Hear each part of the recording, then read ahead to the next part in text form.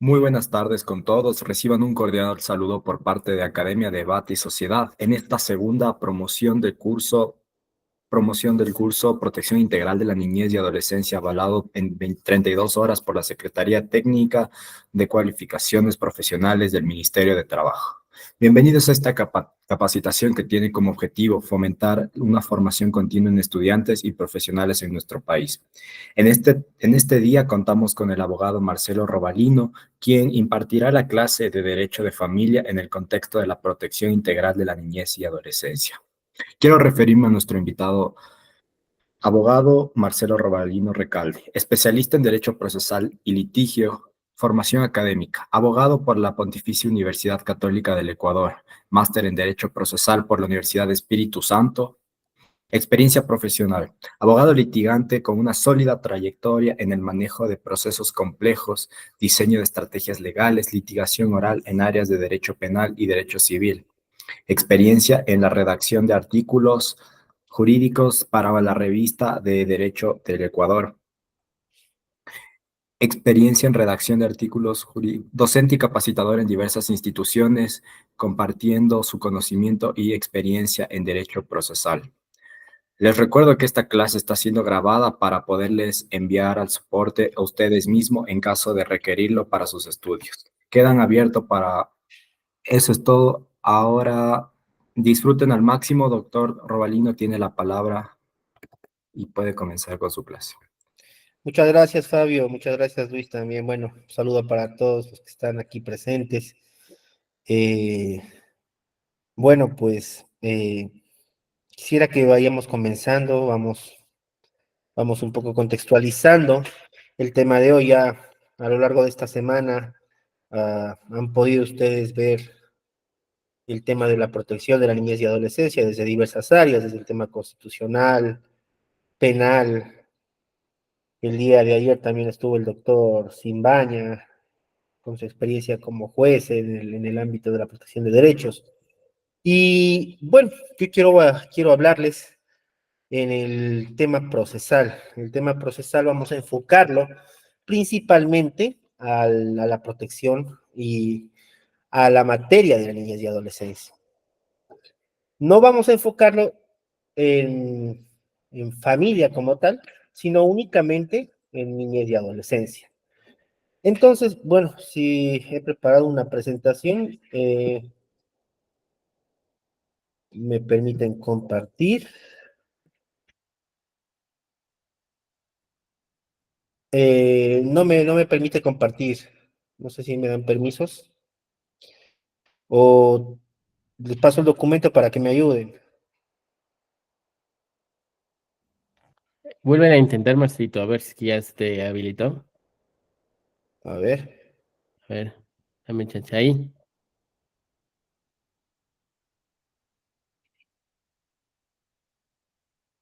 Me sale que está un error mientras compartía pantalla. Ah, debe ser entonces ¿cómo es del navegador? Envíame la presentación y ya te doy compartiendo. Vale, gracias. El correo envíame.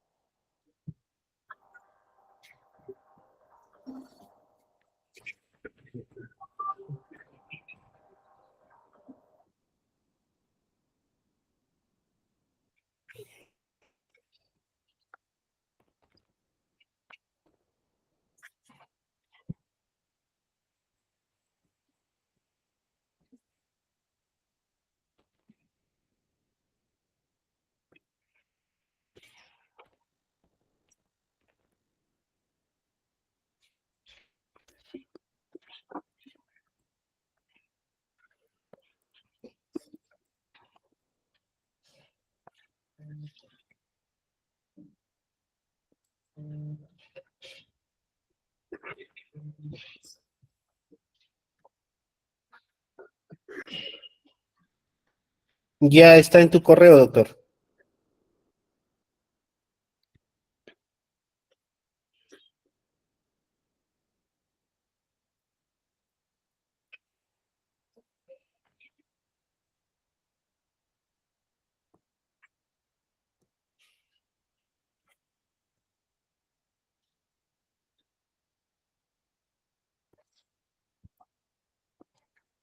¿Al personal me enviaste?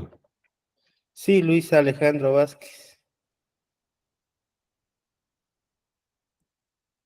A ver. Todavía no me llega.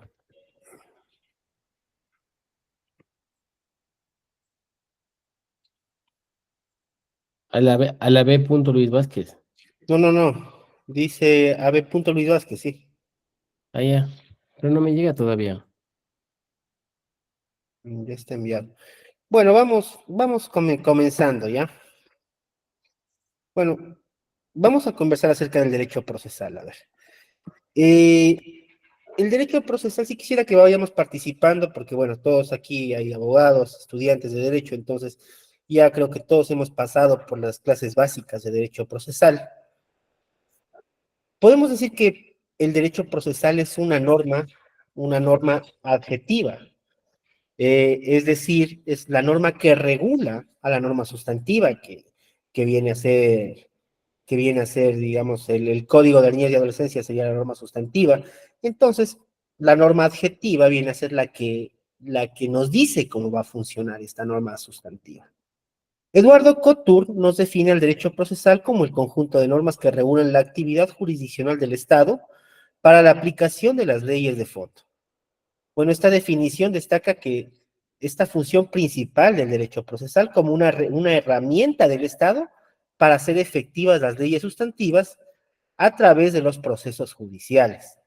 Es decir, es la herramienta que tenemos nosotros para hacer efectivos en sí los derechos, para hacer efectivas las pretensiones que tenemos y que ponemos en conocimiento del órgano jurisdiccional.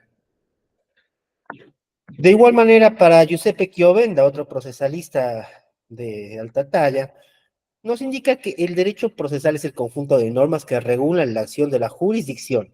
Esto es la función del Estado, que tiene por fin la actuación de la voluntad concreta de la ley mediante la sustitución por la actividad de los órganos públicos de la actividad de los particulares y de otros órganos públicos.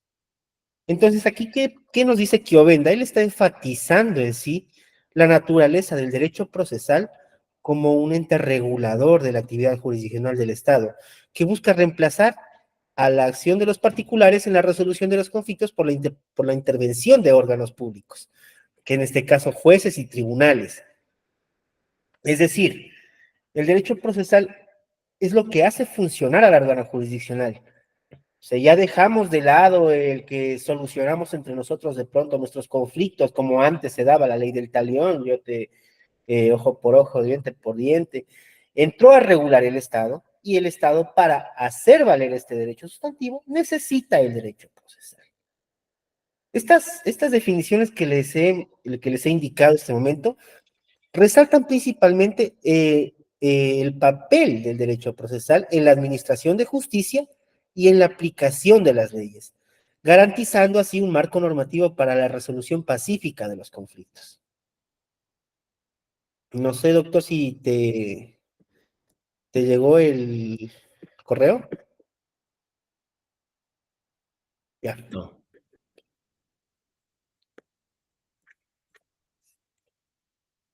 Ahora bien, en nuestra situación jurídica actual, ¿cuál es la norma que nos regula, que regula el ejercicio de la acción, que regula, que nos da esta alternativa para nosotros poder accionar, para nosotros poder hacer valer nuestros derechos? En este caso, para todo lo que es materia no penal, tenemos el Código Orgánico General de Procesos. Recordemos, antes de 2016, de igual manera, antes de 2014, cuando entró en vigencia el COIP, teníamos una ley adjetiva y una ley sustantiva. En este caso teníamos, si hablamos de antes de 2014, teníamos el código penal y el Código de Procedimiento Penal. Por ejemplo, en el Código Civil teníamos el Código Civil y el Código de Procedimiento Civil. Entonces, ¿qué pasó de 2016? Se comenzó a unificar. Bueno, primero tuvimos la experiencia de que se unificó toda la normativa penal, contravenciones, incluso leyes de tránsito, todo se unificó en un solo Código Orgánico Integral Penal, que dentro del mismo cuerpo normativo tenía la parte sustantiva y también incluía la parte adjetiva. Ahora bien, ¿qué pasa con todo lo que es materia no penal? En todo lo que es materia no penal hablamos de derecho civil, derecho laboral, derecho de familia, niñez y adolescencia, tributario, eh, tributario, administrativo, bueno, administrativo tiene su norma especial, pero todo lo que venía a ser no penal tiene que estar regulado por una norma, por una norma adjetiva. Entonces, ¿qué pasó ahí? Se unificó se concentró en un solo procedimiento, en una sola norma procesal, que en este caso viene a ser el Código Orgánico General de Procesos. En este caso, pues, el Código Orgánico General de Procesos viene a ser una innovación, vino a ser una innovación. ¿Por qué? Porque en el COGEP, que es el Código Orgánico General de Procesos, se comenzó a, a ventilar de otra manera los procesos como se tenían antes. Antes sí, bueno, ustedes debieron haber sido más pequeños, yo también, y sabíamos que los procesos se sustanciaban de una manera escrita. Procesos no penales, la única materia que tenía oralidad en el país era el derecho penal, pero en materias no penales era un proceso netamente escrito, un proceso que duró varios años, muchos años, y que de a poco se iba degradando, porque sí, porque en sí no existía tanta técnica jurídica como tenemos ahora. Ahora, a raíz de estas normas procesales también, y a través de la oralidad, que es lo principal, la principal novedad o el principal, la principal variante de lo que era el anterior, el Código de Procedimiento Civil, con lo que es ahora el COGEP, pues la oralidad ya fue un hito de un antes y un después para, para los abogados, porque las personas que hacían materias no penales, pues hacían sus procesos escritos, ahora ya tienen que litigar y litigar técnicamente. Entonces sí fue un cambio bastante trascendental. Ahora bien, este cambio también viene a raíz de la Constitución del 2008. ¿Por qué? Porque la Constitución del 2008, ¿qué nos establece en el artículo 169? Los principios procesales, nos establece los principios, el artículo 72, 169, la tutela judicial efectiva, el ejercicio a la justicia, y nos establece aquí ya los principios de inmediación, oralidad, serialidad, buena fe, economía procesal. Entonces, a fin de poder dar cumplimiento con la Constitución de igual manera, se comenzó a tramitar esta nueva normativa y así se pudo, pues, a lo que tenemos hoy, se pudo llegar a lo que tenemos hoy. Entonces, como les digo, estos principios no se pudieron quedar solamente en la Constitución, escrita en la Constitución, ay, qué bonito que está, tenemos oralidad, inmediación, celeridad, publicidad, pero tenía que ponerse en práctica. Por esa razón, el nacimiento del Código Orgánico General de Procesos. Ahora bien, enfocándonos en el tema, ya vamos desglosando. Yo tengo presente que ustedes ya tienen conocimiento de las bases del derecho de procesal, así como de las instituciones, así que también atención al tiempo, vamos a ir siendo bastante concretos y concisos en esto. Para enfocarnos desde el ámbito procesal a la materia de niñez y adolescencia, obviamente tenemos que también definir la norma sustantiva a la que vamos a aplicar esta norma adjetiva que es el COGEP. Entonces, en sí, la norma sustantiva viene a ser el Código Orgánico de la Niñez y Adolescencia. En el Código Orgánico de la Niñez y Adolescencia se nos está estableciendo básicamente que este es un conjunto de normas que va a regular el ejercicio y la protección de los derechos de niños, niñas y adolescentes. Ya nos están dando los parámetros sobre los que va a trabajar esta normativa, esta norma sustantiva, niños, niñas y adolescentes. Ahora, ustedes saben, también estoy seguro que ya también pasaron por derecho civil. Las personas, para accionar, para contratar, obligarse, representarse, gozan de capacidad, la capacidad legal. Entonces, tenemos por regla general que todos somos capaces, siempre y cuando nos esté en una de las causales de incapacidad, incapacidad absoluta o relativa. En este caso, niños, niñas y adolescentes vienen a ser incapaces relativos. Incapaces relativos, ¿por qué? Porque ellos no van a poder ejercer su capacidad, su representación jurídica, hasta que cumplan un requisito que es la mayoría de edad. Entonces ya tenemos este hito que este código va a ser destinado a niños, niñas y adolescentes que también valga la redundancia, son incapaces relativos momentáneamente, por lo que no van a ejercer directamente sus derechos, sino también a través de una persona, de su representante, administrador, curador que se les haya conferido. Ahora, ¿qué son los niños, niñas y adolescentes? ¿A quiénes se consideran niños, niñas y adolescentes? Tenemos que tener obviamente claro el rango para definir si estamos dentro de esta materia.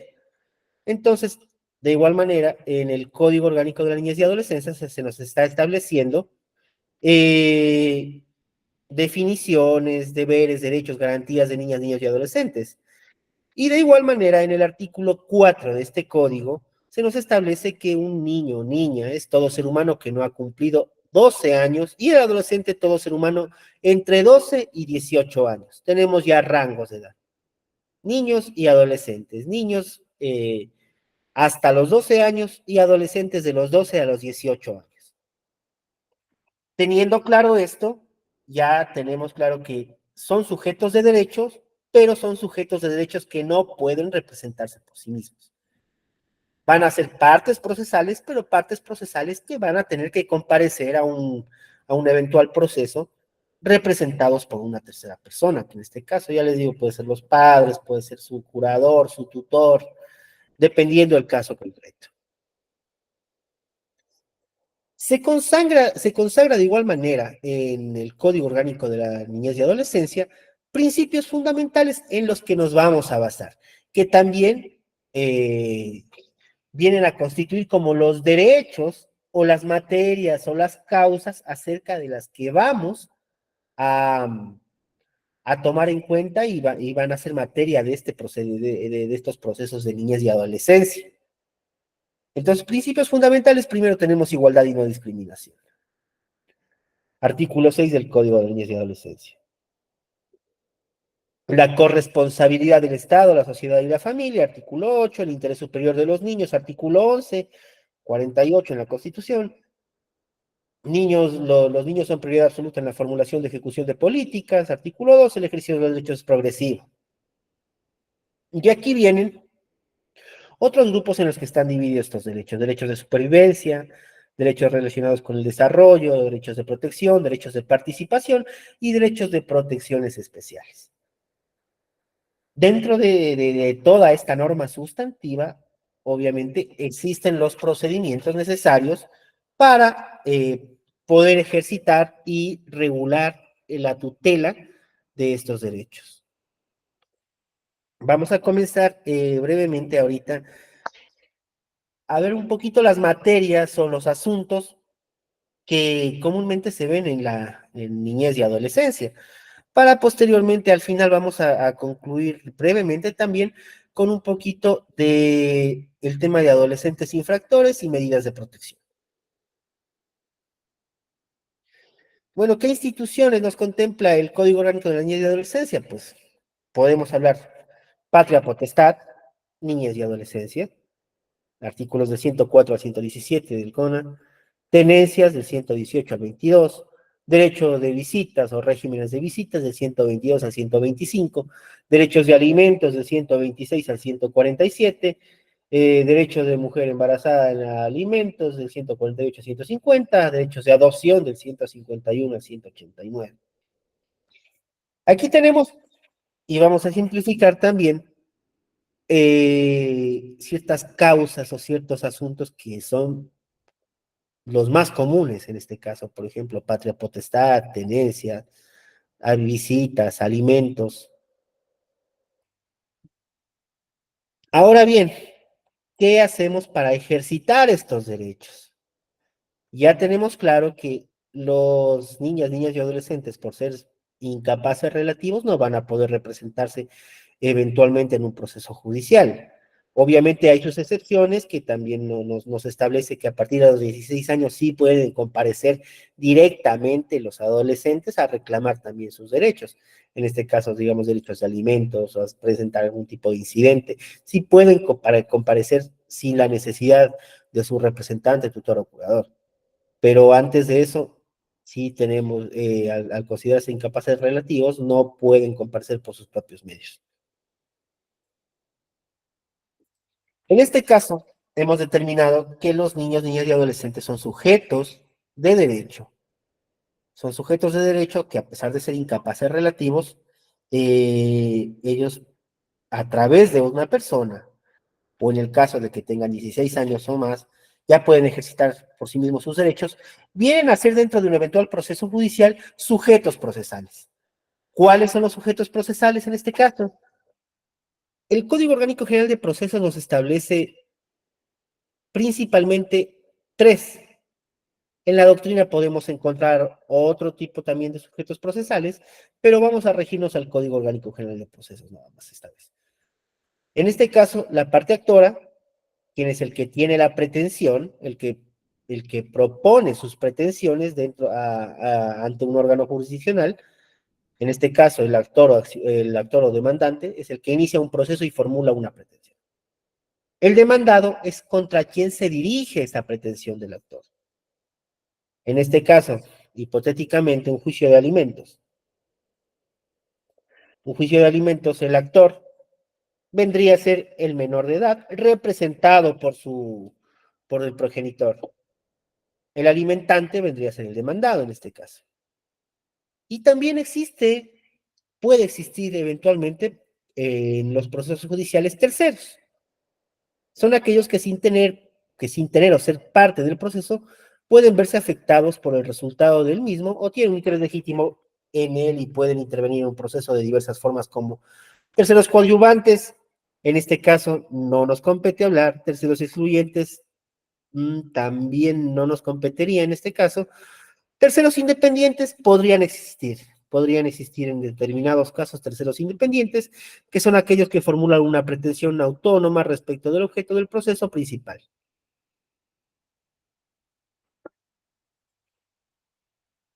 Ahora bien, para nosotros accionar, tenemos que tener en cuenta los actos de proposición. Para entender estos actos de proposición, tenemos que entender el principio dispositivo. El principio dispositivo nos habla el Código Orgánico General de Procesos, pues que el principio dispositivo es que todo lo que se haga dentro del proceso tiene que ser a petición de parte. Es decir, un proceso de alimentos nunca va a comenzar de oficio. Un incidente de tenencia nunca va a comenzar de oficio. Una rebaja, un aumento, no van a comenzar de oficio. ¿Por qué? Porque por el principio dispositivo se tiene que pedir. Entonces, todo va a ser a petición de parte. Yo recuerdo, hace unos años, me parece que estábamos justamente en una audiencia con el doctor Luchito, que una jueza que, no vamos a decir nombres, pero en plena audiencia le nombraron que había otro menor de edad, y ella de la nada dijo, ¿saben qué? Sí, como hay otro menor de edad, entonces también regulemos de este momento los alimentos también. Y fue como que saltamos los abogados y dijimos, a ver un ratito, ¿qué le pasa? Si esto no puede hacer eso usted. ¿Cómo así usted no viene a ser parte procesal? Eso recuerdo claramente, justamente, no sé, con Luchito estábamos en esa audiencia, una audiencia telemática que Así fue. entonces la jueza de la nada quería ella regular ya pensiones alimenticias sin que haya una petición de parte, sin que haya ningún tipo ningún tipo de acto de proposición. Ahora, ¿qué vienen a hacer estos actos de proposición? Teniendo claro lo que es el principio dispositivo, es decir, todo va a ser a petición de parte. Estos son estos actos jurídicos que las partes, ya sabemos quiénes son las partes, realizan para iniciar un proceso o impulsar el proceso judicial donde exponen sus pretensiones, fundamentos. De igual manera, estos actos son esenciales para delimitar el objeto del litigio o de la controversia y va a permitir al juez conocer los hechos y el derecho aplicable. Obviamente, vuelvo y repito, las partes procesales tenemos que tener claras. Siempre les debieron haber dicho en sus facultades, el juez no es parte procesal. La parte procesal es actor, demandado, y si es que hay terceros. Pero si no, el juez no viene a ser parte del proceso en este caso. Entonces, los actos de proposición lo realizan las partes. ¿Para qué? Para sustentar sus derechos, para sustentar sus pretensiones, para defender sus derechos. ¿Y cuáles son los principales actos de proposición? Pues la demanda. La demanda es el acto, es un acto inicial del proceso en el cual el actor, que viene a ser una parte procesal, va a formular sus pretensiones ante el juez, ante el órgano jurisdiccional, donde va a exponer los hechos y va a decir en qué se basa, en los fundamentos de derecho, va de igual manera a proponer sus pruebas para justificar sus pretensiones. Otro acto de proposición, la contestación a la demanda, el acto por el cual el demandado responde a la demanda, admitiendo o negando los hechos alegados por el actor y poniendo excepciones que estime pertinentes. En materia de niñas y adolescentes no se da, pero como acto de proposición en doctrina obviamente tenemos la reconvención y la contestación a la reconvención. En materia de niñas y adolescencia no encontramos reconvenciones. Ahora bien, como decimos, el acto de proposición, el que da inicio a un proceso judicial, el que da inicio a una causa, es la demanda. Tenemos que tener en claro que la demanda se debe cumplir ciertos requisitos. Entonces, estos requisitos están establecidos en el artículo 142, son requisitos formales que tiene que tener toda demanda. Entonces, el artículo 142 del Código Orgánico General del Proceso nos da un checklist de lo que debemos tener en una demanda, en este acto de proposición denominado demanda. ¿Qué es lo que tenemos que tener primero? La designación del o el juzgador ante quien se va a proponer la demanda. A ver, cuando vamos a hablar de designación del juzgador o ante quien se propone la demanda, tenemos que hablar de la competencia. Es importante hablar acerca de la competencia. La competencia viene a ser este, este poder jurisdiccional que tienen los jueces, ya sea por territorio, por materia, por especialidad, por fuero, viene a ser estos conjuntos. Ahora, para determinar qué juzgador va a ser el competente, tenemos que tener en cuenta y tenemos que tener claro las reglas de la competencia. La regla general de la competencia va a ser siempre que la demanda o el juez competente, el juez natural de la persona demandada o de la causa, va a ser el juez del domicilio del demandado o del accionado. Es decir, esa es la regla general por todo, para todas las causas. Pero en materia de niñez y adolescencia también tenemos que tener en cuenta que existe la competencia concurrente. No para todo el caso de niñez y adolescencia, pero sí para ciertos casos. Entonces, cuando hablamos de competencia concurrente, estamos diciendo que además del juez que conoce la causa que el del domicilio del demandado, también va a ser competente en determinadas situaciones otro juez. En este caso, el artículo 10 del Código Orgánico General de Procesos nos establece dentro de un numeral, se nos establece el domicilio de la persona que reclama alimentos, en este caso. Es decir, no importaría que el demandado viva en Guayaquil y si el actor de la demanda, en este caso el menor de edad, vive en Ibarra, el juez puede ser el de Ibarra.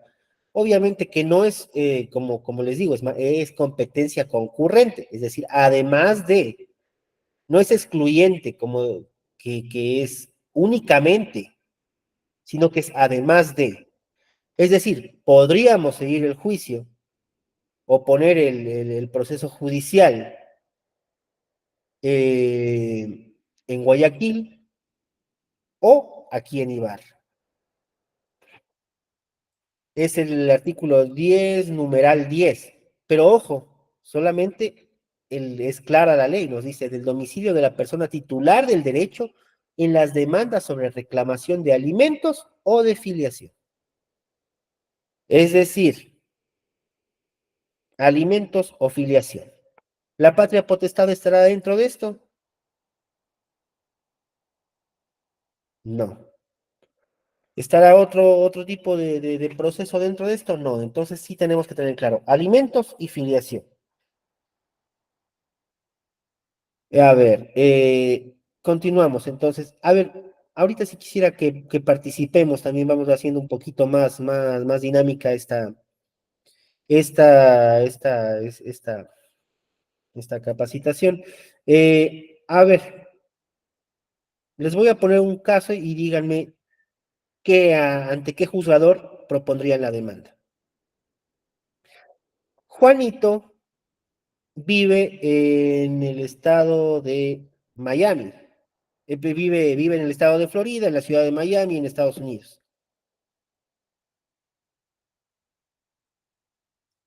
Ya, vive en Estados Unidos.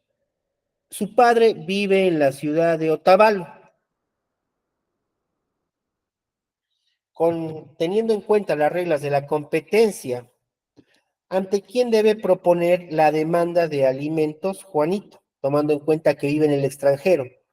Es decir, actor de alimentos o beneficiario de alimentos vive en el extranjero y el demandado vive en el Ecuador.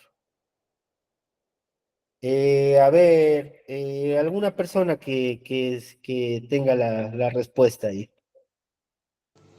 Doctor, buenas noches. Se propondría la demanda de alimentos en el domicilio del alimentante. Exactamente. Muchas gracias, Carla. Existe, o sea, siempre ha habido confusión con esto, porque no se comprende o no comprenden bien algunas personas el alcance de lo que es una competencia concurrente.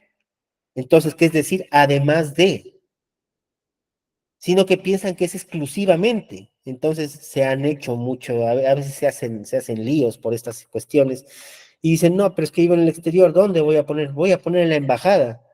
Y no es así, se ha escuchado casos que quieren poner en la embajada o quieren hacer cosas que no tienen que hacer.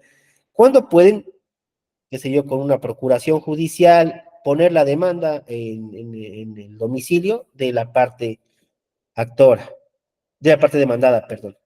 Carla, Ya, doctor, sabe que yo tengo una inquietud. Mire, tengo un tema de alimentos en la ciudad de Quito. Ahora, este tema había sido puesto, bueno, la demanda había sido propuesta en Atuntaqui, de Atuntaqui pasa a Ibarra, de Ibarra pasa a Quito, por el tema del domicilio, ¿no? Ahora, yo justifiqué el domicilio del alimentante, del beneficiario de los alimentos y de la representante del beneficiario de los alimentos, que el domicilio ya está aquí en Ibarra y solicité la inhibición, pero el juez no me dio paso. ¿A qué se debe o qué más podría yo solicitar? Claro que ya la audiencia de la revisión de apremio tengo este 11 de julio, perdón, y no me dio paso el juez, no sé por qué. Ya, es que, a ver, bueno, se tiene que justificar, pero, a ver, todo tenemos que justificarlo, y tenemos que justificar documentadamente. Entonces, por ejemplo, si es que ya están viviendo aquí en la ciudad de Ibarra, entonces, ¿qué tendría que, en la intendencia de policía, pueden sacar una certificación de domicilio? Entonces certifican que vive ahí, qué sé yo, con la matrícula en al colegio, a la escuela del menor. Entonces también se justifica. Y esos documentos adjuntos se hace una petición, pero no o sea, se pide únicamente que tomando en cuenta, se necesita la competencia concurrente, el 1010 del código del COGEP, y de igual manera se le pide al juzgador que tomando en cuenta que el domicilio del alimentante se encuentra en tal ciudad, justificando documentadamente, obviamente, se sirva remitir el proceso al juzgador y se sirva sortear a un juzgador de la ciudad de Ibarra. Habría que ver de pronto el tema cómo te fundamentó, y si no te fundamentó, también, o sea, todas las decisiones tienen que ser motivadas. Se tendría que revisar cómo te sustentó, cómo te fundamentó la negativa.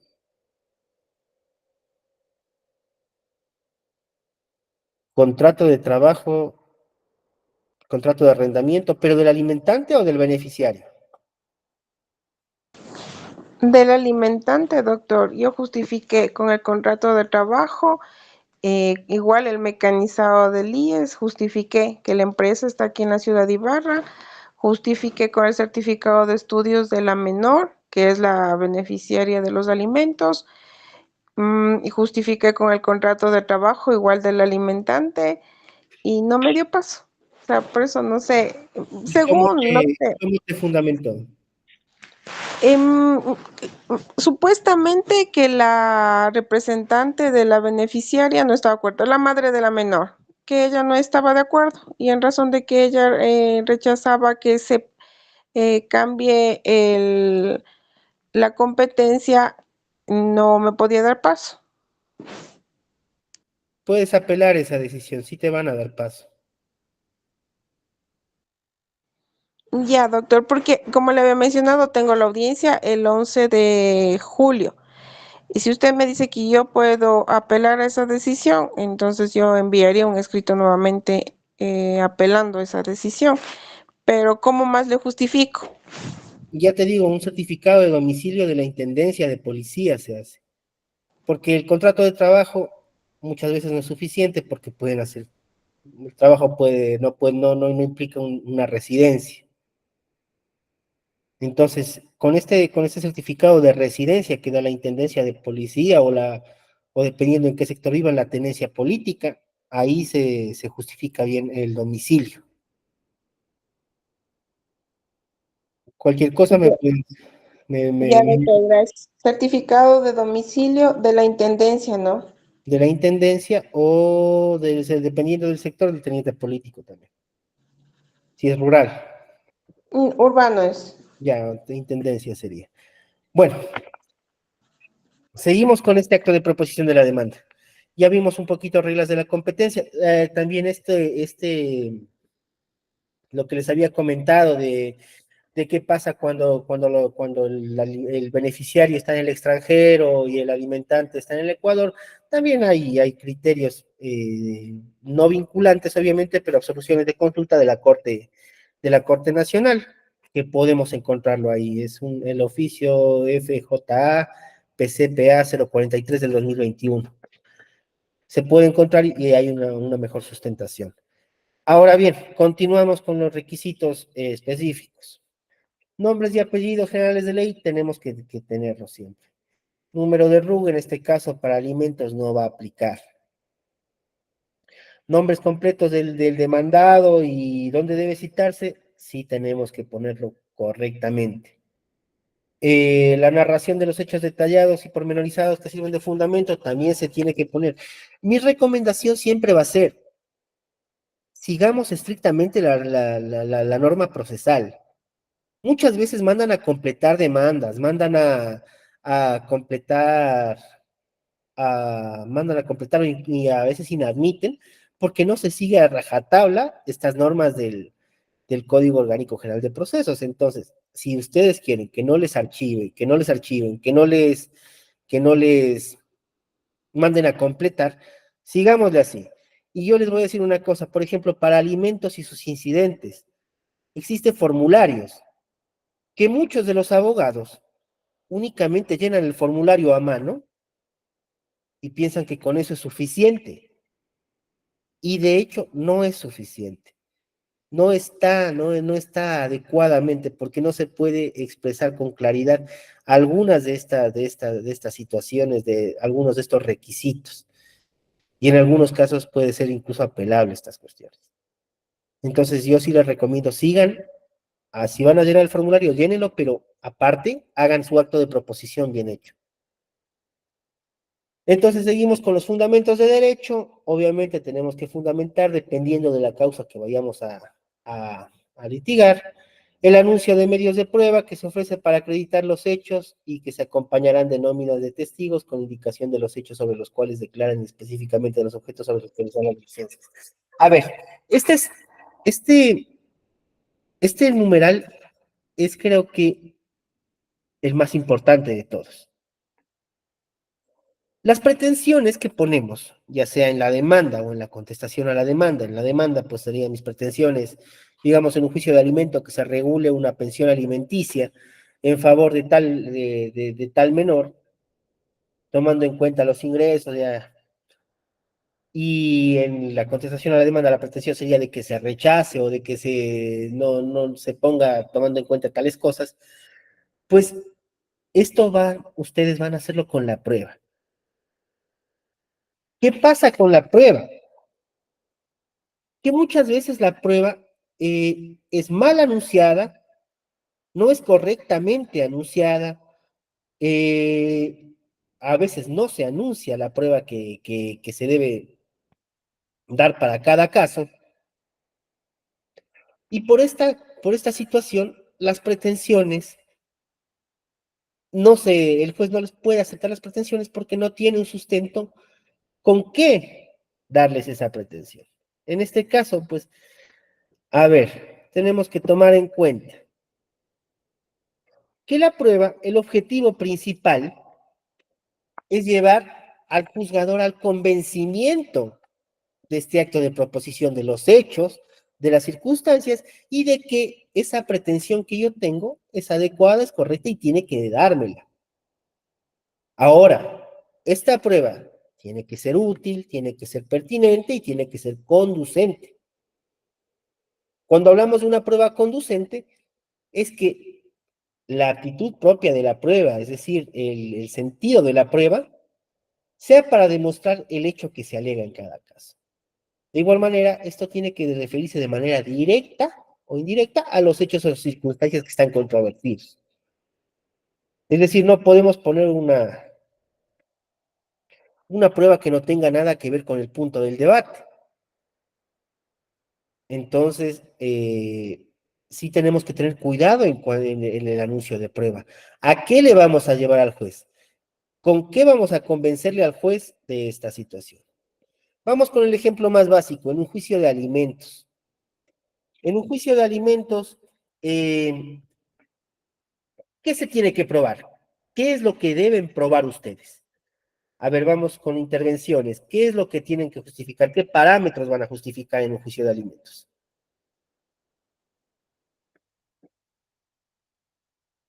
A ver, no sé si Catherine, Edison, Leslie, alguien desea intervenir.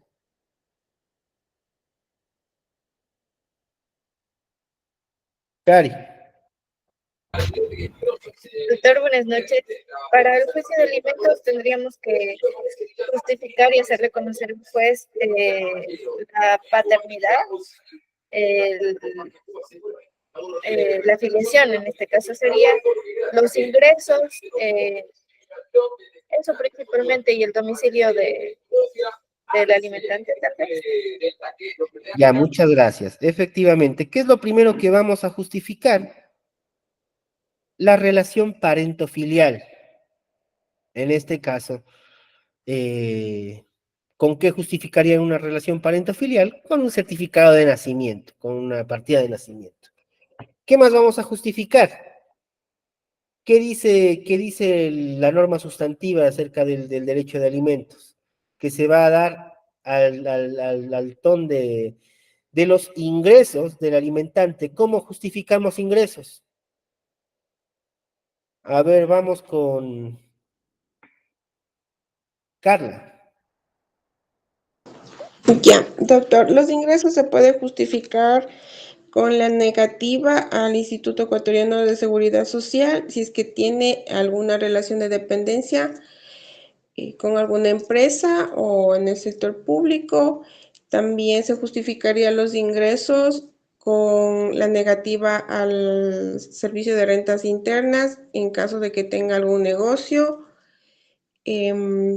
Yo también sé solicitar lo de las cuentas, la negativa de la DINARDAP para ver los movimientos de cuentas que tenga. Eso en base a los ingresos, con lo que yo siempre justifico, doctor. Muchas gracias, Carla. Efectivamente, a ver, o sea, cuando hablamos de ingresos, muchos abogados, muchas personas se limitan a, a probar que está trabajando, y si no está trabajando bajo dependencia, ¿cómo comprobamos cómo tenemos certeza o cómo le vamos a llevar al juez a la convicción de que gana tal cantidad de dinero? Muchos abogados se limitan, no está afiliado, ya, no tiene RUC o está suspendido el RUC, entonces el ingreso es 460. Y se acabó, no justifican más. Pero, ojo, Carla lo ha dicho también. ¿Qué podemos? Podemos pedir información de cuentas, podemos dar las negativas de los accesos a las cuentas. Y muchas veces, con todos los depósitos que tienen las cuentas bancarias o situaciones como tal, tarjetas de crédito, de igual manera se puede ver la capacidad adquisitiva y lo que él ha ingresado con los gastos también son ingresos. O sea, el gasto que él realiza en favor de él se constituye como ingreso también en las tarjetas de crédito. Por esa razón, sí se debe ir un poquito más allá, a fin de buscar esta verdad procesal. Carlos. Doctor, también debería ingresarse el certificado de la Agencia Nacional del Tránsito, a ver si es que posee algún vehículo, porque a veces son dueños de taxis, de buses, de em, pertenecen a alguna empresa de transporte público. También se podría solicitar al registro de la propiedad, las propiedades que tengan, porque a veces tienen casas de arriendo y que sí se camuflan bien, ¿no? Porque no, como no entregan facturas, no están registrados los contratos en la notaría, pero poseen casas renteras también. Entonces sí se debería juntar también eso como prueba. Sí, efectivamente, o sea, sí tenemos que ir un poquito más allá a tratar de transparentar y buscar la verdad procesal en este caso. Luchito. Marcelito, cuéntales de esa anécdota que tuvimos de una audiencia que el señor había escondido todos sus bienes a nombre del papá y que allá en Otavalo que tenía una empresa. ¿Te acuerdas? Si me dices el nombre, me acuerdo. ¿Te acuerdas de esa audiencia que fuimos, qué será, antes de la pandemia fue? Cuando cuando el señor se reía en la cara de la jueza y de la señora que le decía que él no tiene, que no tiene, pero que prácticamente todos los bienes les había pasado a su papá con anticipación al juicio de alimentos. Cuéntales para que también vean que también hay esos Sí, escenarios. se dan estos casos que, o sea, ya se enteran de que está puesto el juicio de alimentos antes de la citación. ¿Qué hacen? Traspasan todos los bienes o todas las cuentas, las vacían para que les salga una pensión ínfima. Entonces, ¿qué se tiene que justificar ahí también? Ahí hay que ir un poquito más allá, ir a sacar copias de las escrituras de cuánto fue el dinero que le ingresó, Entonces, para hacer el cómputo en este caso, de todos los ingresos, porque una compra-venta, obviamente, entrega el bien, pero también recibe dinero. Entonces, también hay que transparentar eso. ¿Cuánto pagó de plusvalía, de alcabala, en sí sacar la escritura para justificar que él recibió un dinero? Fabio. Sí, doctor, y en este caso no sería también recomendable que se realice una solicitud de providencias preventivas o medidas cautelares con el fin de asegurar o garantizar el cumplimiento de manera preventiva para asegurarse esto, o no es tan común en materia de alimentos? Sí es común muchas veces poner desde el acto de proposición medidas cautelares. Medidas cautelares sobre bienes, por lo general, siempre se pone.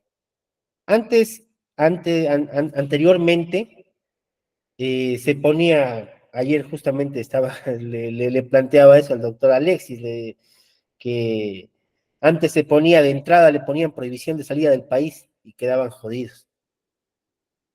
Ahora, con la sentencia pues que salió en el año 2017, ya esto es una medida de apremio, no debería mantenerse, no debería darse esta situación. Pero también encontramos que sí podemos tener, y el Código de Niñez y Adolescencia contempla esas medidas cautelares de carácter real. En este caso, pues, si conocemos que tiene una propiedad, ponemos para garantizar de que no pase estas situaciones, como nos había pasado con el doctor Luchito, de poner una prohibición de enajenar. Entonces, sí es factible, sí es posible. Obviamente, todo tiene que ser motivado, justificando que existe que la necesidad de poner estas medidas cautelares. Vamos a continuar. Como habían mencionado también, aparte de la prueba, hay otra cosa que se me pasaba. Por ejemplo, cuando hacemos una nómina de testigos, cuando hacemos cuando solicitamos una declaración de parte o anunciamos testigos, sí es bastante importante que se ponga cada punto acerca de los que van a declarar. Va a declarar de esto, de esto, de esto y de esto. Porque muchas veces, ¿qué hacen muchos abogados? Sí, quien se va a declarar acerca de lo que está puesto en la demanda. Y el COGEP no te dice eso. El COGEP te dice que detalles, entonces tienes que detallar.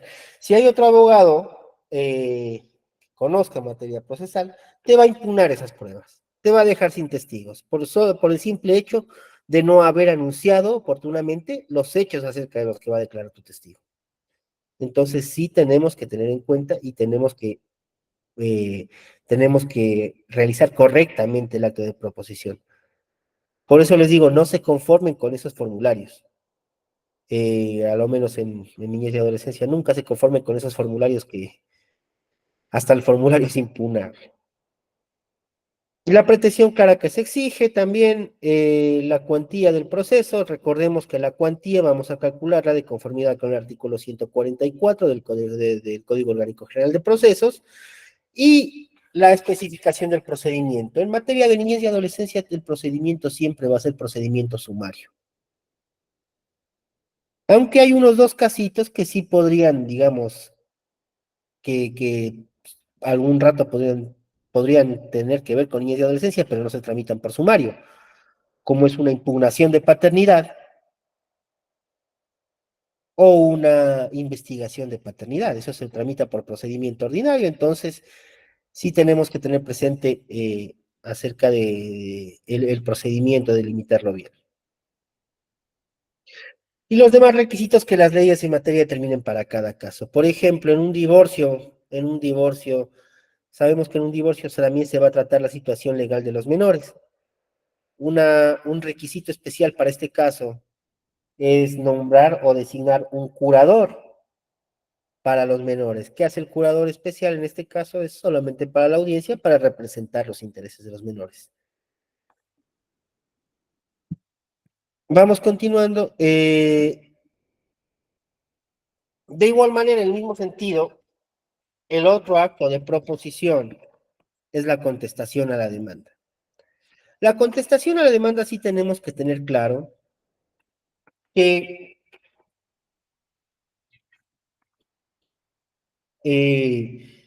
tenemos que tener claro que va a tener el mismo formato. Tienen que hacerlo con el mismo formato que hacen una demanda, con el formato del 142. Pero el contenido de fondo, sí tenemos que estar al tenor del artículo 151. Es decir, vamos a pronunciarnos sobre los hechos del acto de la demanda. Vamos a pronunciarnos acerca de las pruebas de la demanda. Vamos a pronunciarnos acerca de las pretensiones y vamos a proponer excepciones previas. Excepciones previas únicamente las del artículo 153 del Código Orgánico General de Procesos. Encontramos encontramos algunos tipos de excepciones previas que no podemos salirnos de eso. A ver, continuando con esto, pues, como les he mencionado, de igual manera, en la demanda como en la contestación a la demanda, siempre vamos a tener que tener la prueba eh, clara, porque esta es la que le va a llevar al convencimiento al juzgador de los hechos controvertidos. La conducencia y pertinencia de la prueba, pues ya habíamos hablado acerca de esto, y en este caso, la carga de la prueba. El artículo 169 del COGEP que nos establece que es obligación de la parte, la regla general, es obligación de la parte actora probar los hechos que ha propuesto afirmativamente en la demanda y que ha negado la parte demandada en su contestación. Entonces, la regla general, ¿quién va a proponer? ¿Quién va a proponer? La carga de la prueba, ¿quién va a proponer? La parte actora. Pero aquí nos da una excepción en el inciso final del artículo 169, que nos dice, la parte demandada no está obligada a producir pruebas si su contestación ha sido simple o absolutamente negativa, pero sí deberá hacerlo si su contestación contiene afirmaciones explícitas o implícitas del hecho y la calidad de la cosa litigada. Y también nos establece que en materia de alimentos, específicamente, la carga de la prueba se revierte a la parte demandada. También habíamos conversado ayer esto con el doctor Simbaña. Entonces, en materia de familia, la prueba de los ingresos del lado del obligado por los alimentos recaerá en la o el demandado, conforme a lo dispuesto en la ley sobre el cálculo de la pensión alimenticia. Pero ahora yo les pregunto algo. Estamos diciendo que en materia de familia, la prueba de ingresos del abuelo obligado por alimentos va a recaer sobre el demandado, es decir, el demandado tiene que probar sus ingresos. ¿Qué pasa si el demandado no comparece a juicio? No contesta la demanda, o contesta con una negativa pura y simple.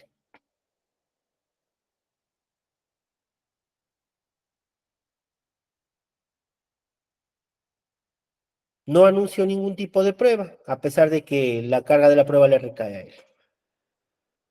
Su obligación como parte accionante es ustedes probar estas afirmaciones. Un minutito, por favor.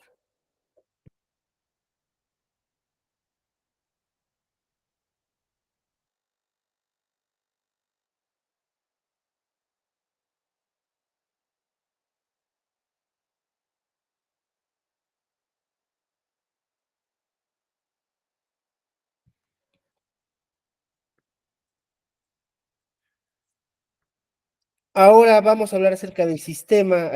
Bueno, vamos a seguir ya culminando un poquito este tema de los actos de proposición, demandas, contestaciones a las demandas. No sé si tengan alguna pregunta acerca de esto. Si no, continuamos con el sistema descentralizado de protección integral de la niñez y adolescencia.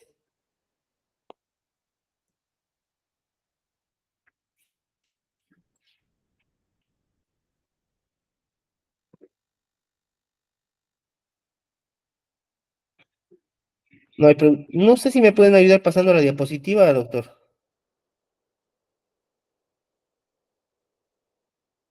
Pásale, que ya está más abajo, ya hablamos de esto. Ahí, arribita. Ahí, ya. Bueno, de igual, como les habíamos hablado de la norma sustantiva, el Código Orgánico de la Niñez y Adolescencia nos establece que existe un Sistema Nacional Descentralizado de Protección Integral de la Niñez y Adolescencia. Este sistema tiene por objeto asegurar el ejercicio y la garantía de todos los derechos de niños y niñas. De igual manera, esto se va a optimizar, a reestructurar y a fortalecer con las instituciones públicas y privadas a nivel local, nacional y cantonal.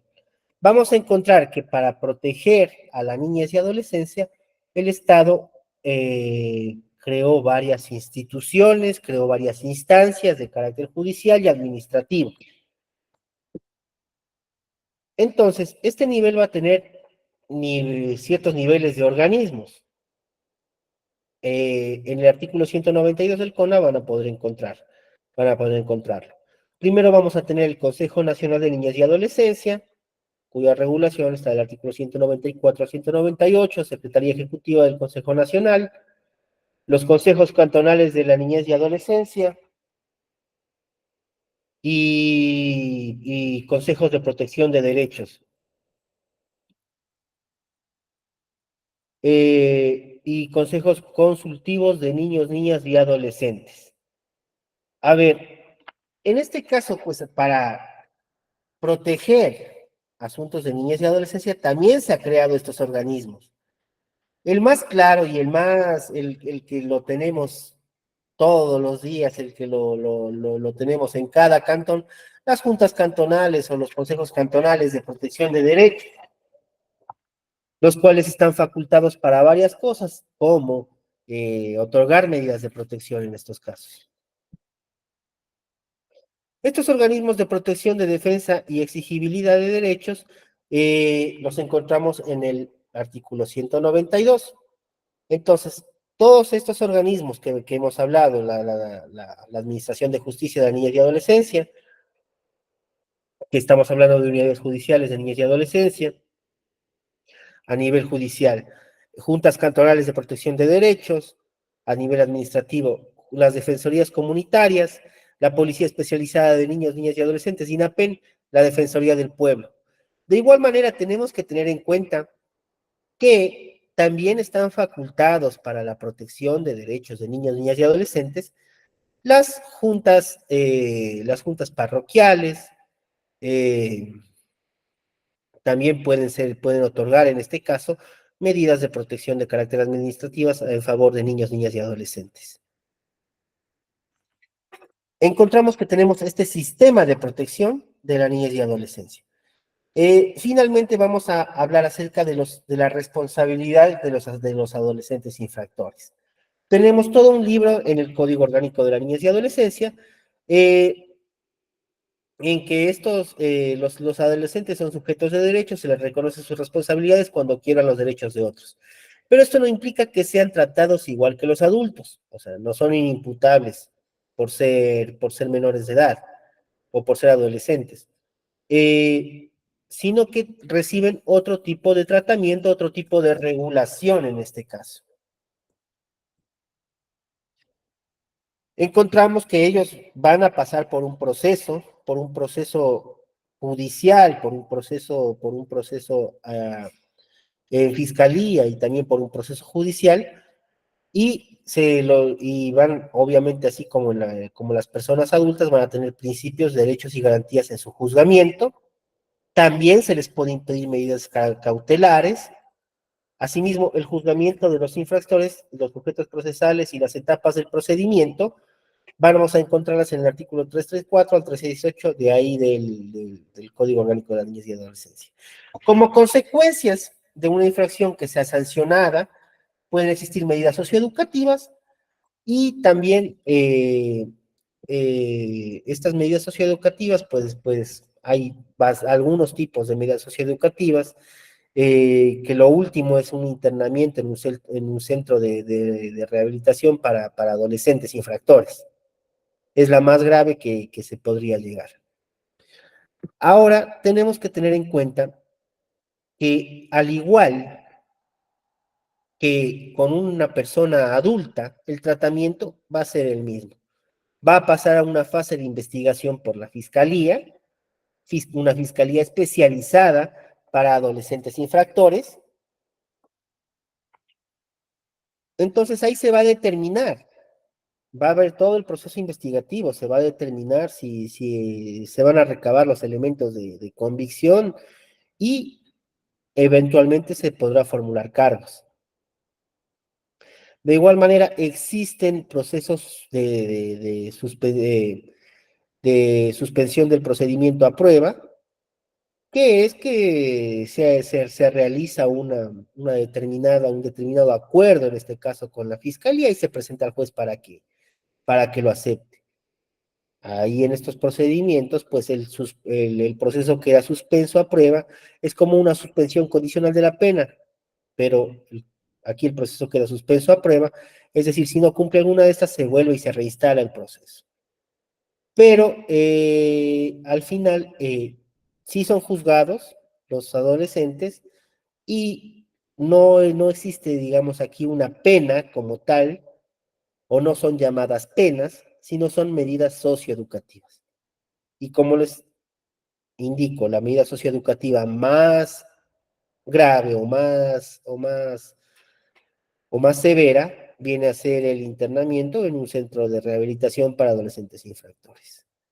Bueno, yo creo que hasta aquí, bueno, de manera bastante sucinta hemos llegado y no sé si tengan algún tipo de preguntas, si no, con eso ya me despediría de ustedes.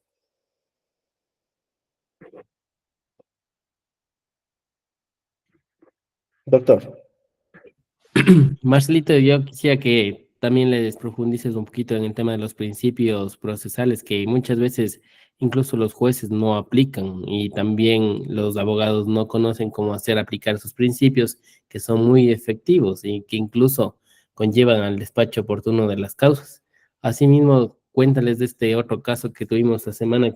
¿Te acuerdas que nos llegó un cliente respecto a que le habían rechazado una demanda de divorcio con su actual abogado porque no había sabido practicar prueba? Y que, claro, le rechaza la jueza diciéndole que fue abogado, no sabes practicar prueba. Entonces, eso también, y otro punto que también veía importante que trates dentro de esto de la utilidad, pertinencia y conducencia dentro de las pruebas. Bueno, pasemos rapidito entonces. Primero, principios procesales.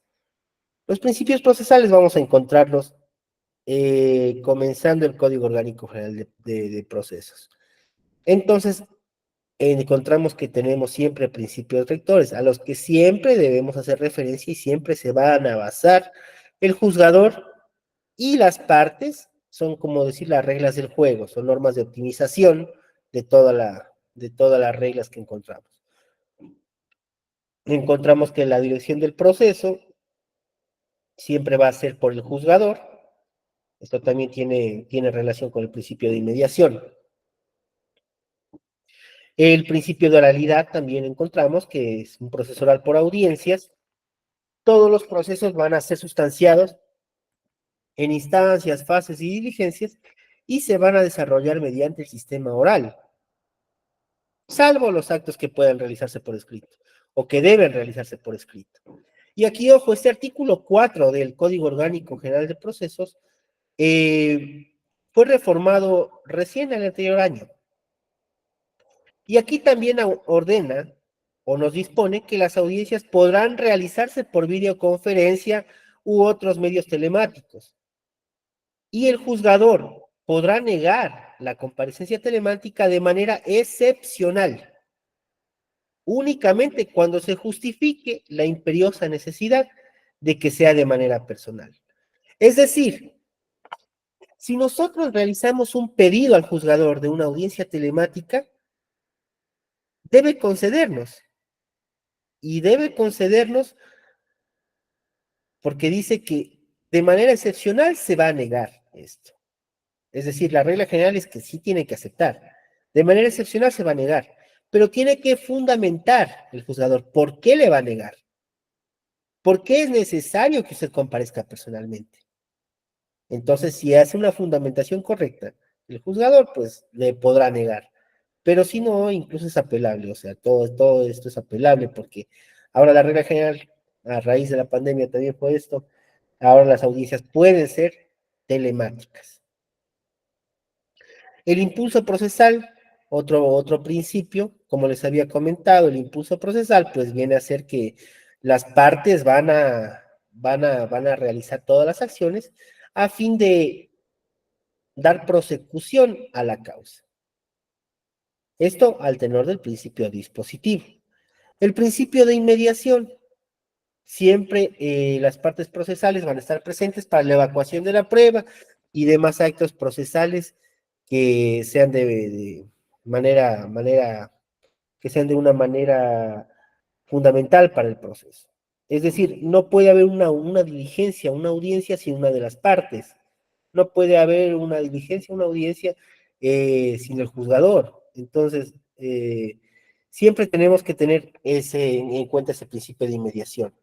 El principio de intimidad, obviamente, esto también se da en todos los principios, en todos los procesos, pero principalmente en temas de niñez y adolescencia y en tema de adolescentes infractores se va a proteger especialmente este principio de intimidad, de datos personales, y se restringe la divulgación, en este caso, de los procesos, salvo que el juez mismo lo autorice.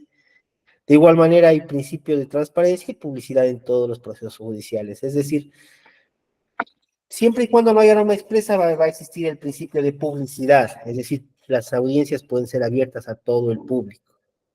Entonces, si es importante esto, no pueden haber audiencias cerradas, audiencias secretas. Obviamente, siempre y cuando la ley la ley expresamente no nos prohíba eh, que podamos comparecer a una audiencia de estas. Ya, a ver, esto era en cuanto a los principios. En cuanto a la utilidad, pertinencia y conducencia, habíamos visto que la prueba sí es esa herramienta que tenemos nosotros para justificar nuestra pretensión, para que el juzgador diga, sí, le otorgo la pretensión que me está pidiendo.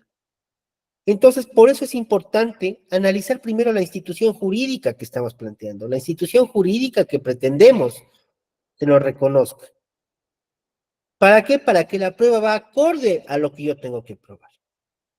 Ya habíamos dicho, digamos, lo más sencillo, el caso de alimentos.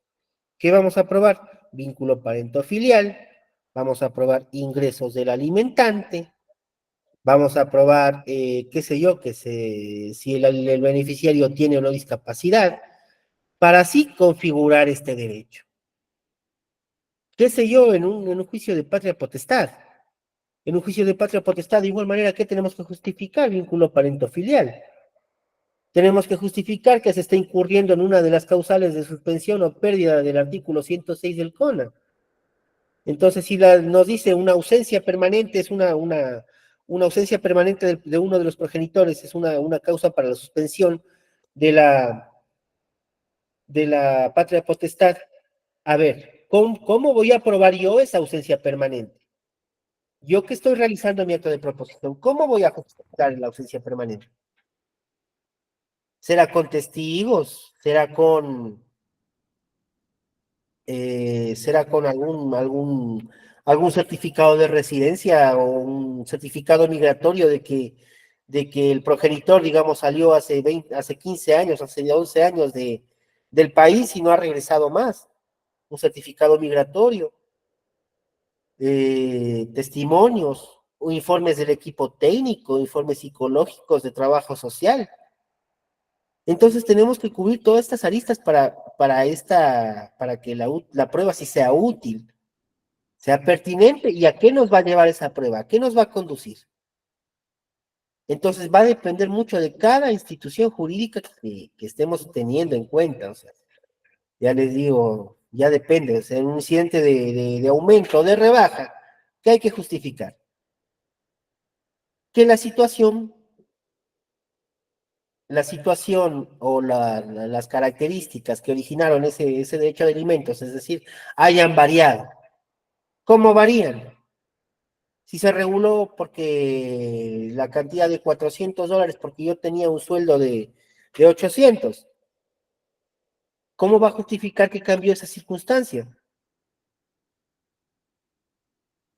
Si se me realizó una pensión de $400 teniendo en cuenta que yo tenía una carga familiar, cómo va a justificar que ahora ya tengo otra carga familiar? Entonces, toda la prueba va a ir al tenor de la institución jurídica a la que pretendemos justificar.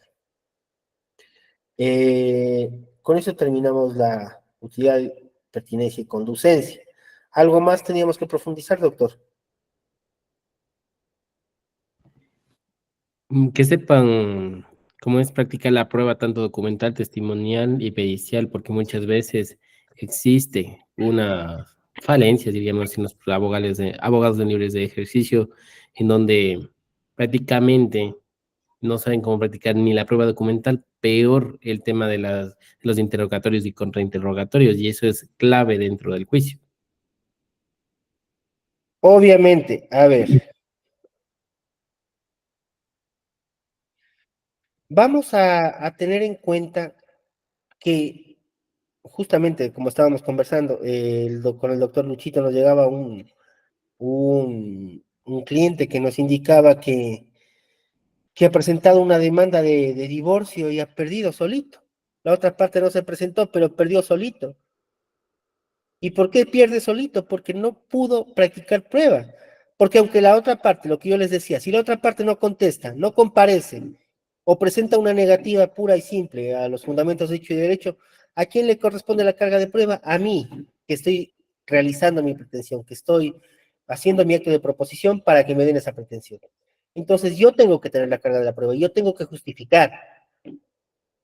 Entonces, cuando yo justifico, depende de la institución jurídica, como les digo. La prueba documental. ¿Para qué me sirve esta prueba? ¿Qué voy a probar con la prueba documental? ¿Qué voy a justificar con esta prueba documental? ¿A qué le voy a llevar al convencimiento al juez? Entonces, la regla nos dice, a ver, para practicar esta prueba, ¿qué tengo que leer? La parte pertinente de cada documento. Exhibirlo públicamente, correr traslado y introducirlo como prueba. Hay que también seguir las reglas procesales. Ahora bien, la prueba testimonial. Yo pienso que esta prueba testimonial, tanto para hacer preguntas y hacer repreguntas, es un trabajo que tenemos y que es un caminar constante, es un día a día que se va ganando más experiencia y se va llegando a perfeccionar la técnica para realizar preguntas y repreguntas. Ahora, ustedes tienen que controlar al testigo, por ejemplo. Si es su testigo, ustedes tienen que justificar, que realizar las preguntas para sacar la información pertinente, solo la información pertinente. Controlar al testigo, porque no podemos dejar que un testigo se vaya y nos cuente la vida y obra de todo el mundo, porque esa prueba se deja muy abierto el tema para que el otro abogado también en el contrainterrogatorio pueda realizar otro tipo de preguntas y nos vaya a ser contraproducente. Recuerden que los contrainterrogatorios se puede realizar preguntas sugestivas. También estar muy al tanto con el tema de los contrainterrogatorios.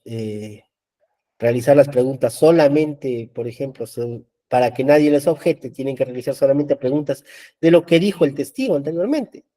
Si no, les van a objetar, no les van a dejar preguntar y van a perder la oportunidad de esa prueba. Entonces, bueno, yo pienso que más adelante de pronto podríamos hacer otro evento en el cual podríamos exponer técnicas de litigación oral, que esto ya prácticamente es litigación oral en cuanto a preguntas y repreguntas. Esto sí se aprende con la práctica, porque Así es un poquito, la teoría nos dice algunas cosas, pero la práctica es la que forja el maestro. Y eso justo conversábamos con Marcelito, que creo que en los próximos días vamos a abrir algo de litigación oral y derecho procesal, porque estamos viendo que hay estudiantes y profesionales que están con un tema de unas falencias que salen de la universidad en donde que no practican en salas de audiencia, y ese es un tema que de alguna manera afecta, creo que ya en el ejercicio de la profesión. Entonces, ya que se tiene algo de experiencia, pues se puede compartir con los demás y tratar de que estén súper bien preparados con la finalidad de que cuando tengan audiencias no tengan problemas. Entonces, de eso también estamos conversando con Marcelito y creo que dentro de un mes creo que vamos a abrir algo de litigación oral con la finalidad de que salgan prácticamente unos cracks para las audiencias y puedan estar siempre pilas en el porque en el ejercicio de la profesión, porque si bien es cierto, si ustedes no se preparan, ustedes no leen, va a estar un poco complicado el tema. Eso es del asunto y bueno, te doy la palabra, estimado Fabio, para que les invites para el día lunes. Listo, entonces, muchísimas gracias, doctor, por su intervención. Voy a prender la cámara para que me vean. Eso.